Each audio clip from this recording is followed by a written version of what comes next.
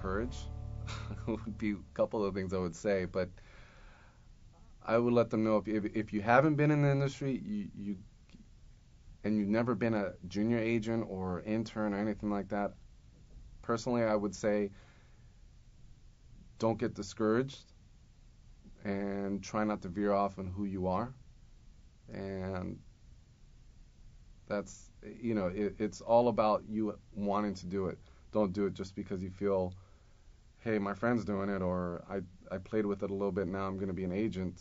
Um, you really got to have an act for it. You really have to have an eye for it. You really have to know exactly what you're doing. Start as an intern first. Start as an intern in an agency. Learn how it works. Learn how the agent actually deals with the clients, deals with casting, submits, pitches, sends out auditions, does all those things. Learn from that, and then work your way up to being a junior assistant or a junior agent. And then once you have enough experience behind you and you have people that you can represent, and you can't take on yourself without anyone holding your hand, then at that point, that's where I'll say, take it to that next level.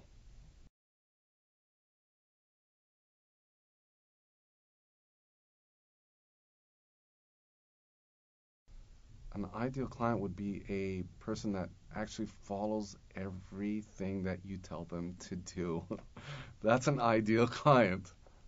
I get just, a lot of headaches. That's how I put it.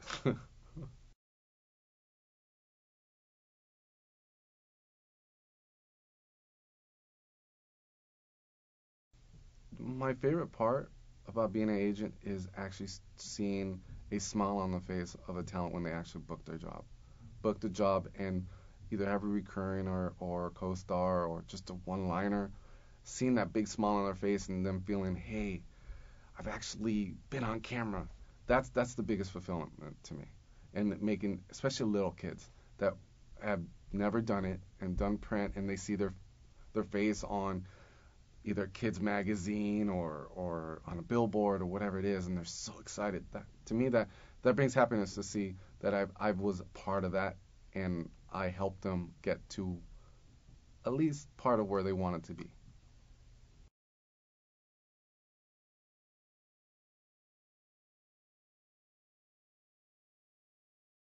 Z cards are slowly fading out because of the digital world right now, but there's still some that use it. To what you need on your Z card, you not only need a couple different looks on there. You need at least, I'd say, about 4 to 5 different shots on there. Then you would need your measurements, your height, all those things on there. Sometimes they ask for age, but I wouldn't, put it unless they really want your date of birth or whatever. But mainly those photos and your height and the agency's information.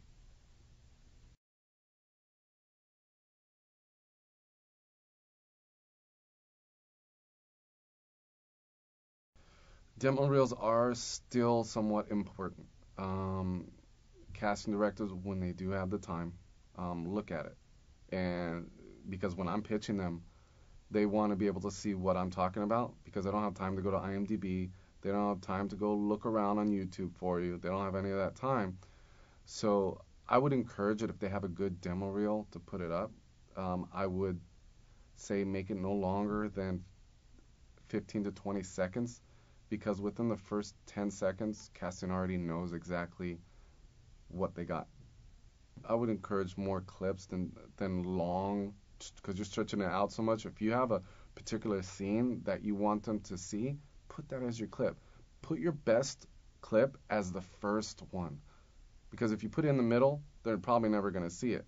And if you have one that drags on for too long and it's at the beginning and it's, let's say, uh, 40 seconds long and you don't show up until the 30-second mark, yeah, forget about it. It's, but I would suggest clips.